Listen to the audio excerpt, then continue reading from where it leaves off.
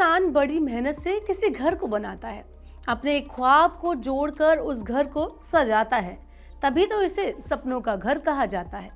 लेकिन आपके इसी सपने के घर को अगर खुदा न खास्ता कुछ हो जाए तो क्या होगा?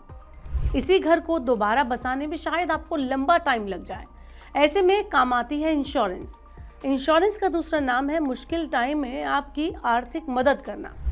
हम अपनी कार का इंश्योरेंस करवाते हैं, अपना भी इंश्योरेंस करवाते हैं और यहाँ तक कि आजकल तो मोबाइल फोन्स तक का इंश्योरेंस करवाया जाता है। लेकिन क्या आपने कभी अपनी प्रॉपर्टी, अपने घर का इंश्योरेंस करवाने की सोची है?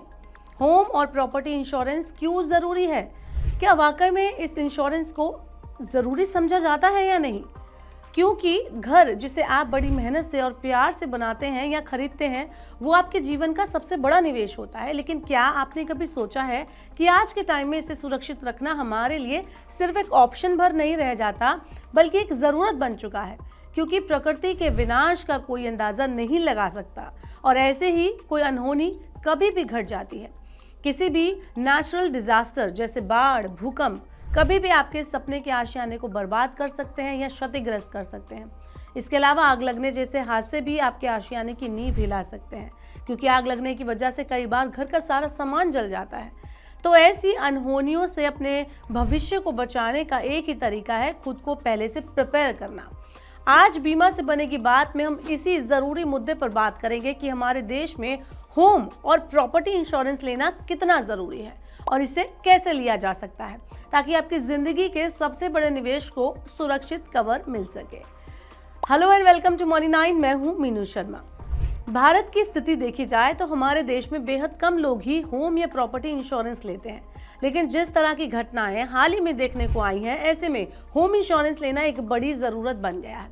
क्योंकि एक मीडिया रिपोर्ट्स के मुताबिक भारत अब अपनी संपत्तियों की रक्षा करने में समर्थ नहीं है, कैपेबल नहीं है। चलिए मैं आपको इसे एक एग्जाम्पल के तौर पर समझा देती हूँ, उससे आपको बेहतर समझ आएगा। पिछले 5 सालों में गुरुग्राम में होम प्राइस लगभग 160% की तेजी से बढ़े हैं। हैदराबाद की भी कुछ माइक्रो मार्केट है जहां पर लगभग 90% की बढ़ोतरी देखी गई है। बेंगलोर में भी प्रॉपर्टीज की कीमतें 80% तक करीब बढ़ चुकी हैं।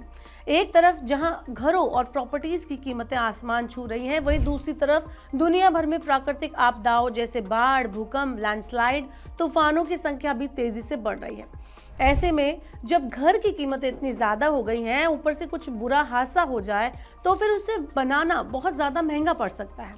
इसीलिए तो ऐसे मुश्किल टाइम पर होम इंश्योरेंस आपको आपके घर की पूरी सुरक्षा देता है। इसलिए ये जानना बहुत ज़रूरी है कि आखिर होम इंश्योरेंस में क्या क्या शामिल होता है और ये कितना बेनिफिशियल हो सकता है।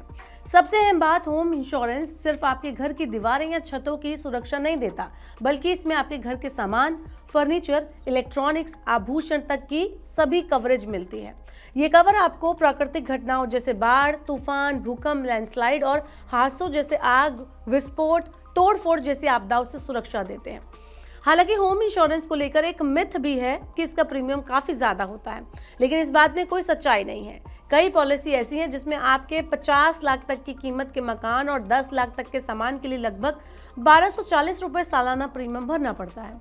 ये लोकेशन टू लोकेशन और एसेट के हिसाब से घटता या बढ़ता रहता है। वहीं 1 करोड़ की संपत्ति के लिए 3000 से 4000 रुपये आपको ईयरली प्रीमियम देना होता है। क्योंकि होम इंश्योरेंस का प्रीमियम कई फैक्टर्स के आधार पर तय किया जाता है, जिसमें पहला है घर की वैल्यू। क्योंकि घर की वैल्यू जितनी ज़्यादा होती है, आपको उसके लिए उसी परसेंटेज के हिसाब से प्रीमियम ज़्यादा चुकाना होगा। 10-20 लाख के मकान का प्रीमियम 1 करोड़ के मकान की अपेक्षा में कम होगा। ये तो जेन्युइन सी बात है। इसके अलावा कवरेज का प्रकार भी आपके प्रीमियम की राशि तय करेगा। जैसे आप केवल इमारत के इंश्योरेंस को लेना चाहते हैं, या उसके अंदर रखे सामान को भी ऐड करना चाहते हैं, या फिर दोनों को कंबाइन लेना चाहते हैं। इसके अलावा घर के स्ट्रक्चर और कंस्ट्रक्शन और साथ ही घर की एज भी प्रीमियम की राशि तय करने में अहम भूमिका निभाती है। अगर इमारत पुरानी है, खराब हालत में है, या फिर उसका कंस्ट्रक्शन महंगे पत्थर का इस्तेमाल करके बनाया गया है, तो प्रीमियम की राशि बढ़ सकती है। वहीं कुछ इलाके ज़्यादा रिस्क वाली जगहों पर हो सकते हैं, उन इलाकों के लिए ज़्यादा प्रीमियम आपको चुकाना पड़ सकता है। और ऐसा नहीं है कि आप सिर्फ अपनी प्रॉपर्टी का ही इंश्योरेंस करवा सकते हैं, बल्कि किराए पर रहने वाले भी अपने सामान और संभावित लायबिलिटीज़ का इंश्योरेंस कवर ले सकते हैं। ऐसे ही आप कमर्शियल प्रॉपर्टी जैसे दुकान और गोडाउन के साथ उसमें रखे सामान का भी इंश्योरेंस कवर ले सकते हैं। तो इतने फायदों के बावजूद हमारे देश में होम इंश्योरेंस लेने का रेशियो इतना कम कैसे हो गया? इसके पीछे जानकारी की कमी और ये लगना है कि आपकी संपत्ति पूरी तरह से सुरक्षित है। ये दो बड़े कारण हैं। जहां 5 साल पहले जो घर आपने 30 लाख रुपए का लिया था, आज उसकी कीमत 60 लाख रुपए हो गए हैं। सोचकर देखिए कि डिजास्टर की स्थिति में आपकी लागत 2 गुनी से 3 गुनी तक ज्यादा हो जाएगी। ऐसे में इस इंश्योरेंस को लेना बहुत जरूरी हो जाता है। लेकिन इंश्योरेंस लेते टाइम पर कुछ बातों का आपको ध्यान भी रखना है। जैसे पॉलिसी लेने से पहले घर और प्रॉपर्टी की रिकंस्ट्रक्शन कॉस्ट और उसकी जो संपत्ति है, उसमें जो रखा सामान है, अंदरूनी सामान है, उसकी कीमत का आप कैलकुलेशन एक बार ठीक से कर लें। साथ ही ये भी सुनिश्चित कर लें कि आपकी पॉलिसी में मकान और जो सामान रखा है दोनों का कवरेज शामिल हो। अपनी लोकेशन के हिसाब से आप अपना प्लान चुनें।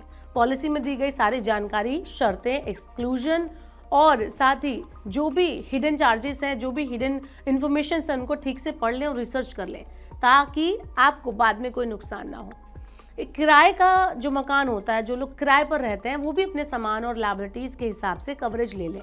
प्रीमियम का कंपैरिजन करें और कंपनी के क्लेम सर्विस और क्रेडिबिलिटी चेक कर लें। इसके अलावा साथ ही आप टाइम पर अपनी पॉलिसी को मकान और प्रॉपर्टी की करंट वैल्यू के हिसाब से रिव्यू करते रहें। ऐसे में होम इंश्योरेंस लेना किसी भी व्यक्ति के लिए एक चॉइस नहीं बल्कि एक जिम्मेदारी है, ताकि उसके सपनों का घर हमेशा सुरक्षित रहे। घर और घर की संपत्ति पर इंश्योरेंस लेने पर आपका क्या कहना है? आपके हिसाब से ये कितना ज़रूरी स्टेप है? कमेंट एस बेलो। ऐसे ही और वीडियोस के लिए देखते रहिए मनी9।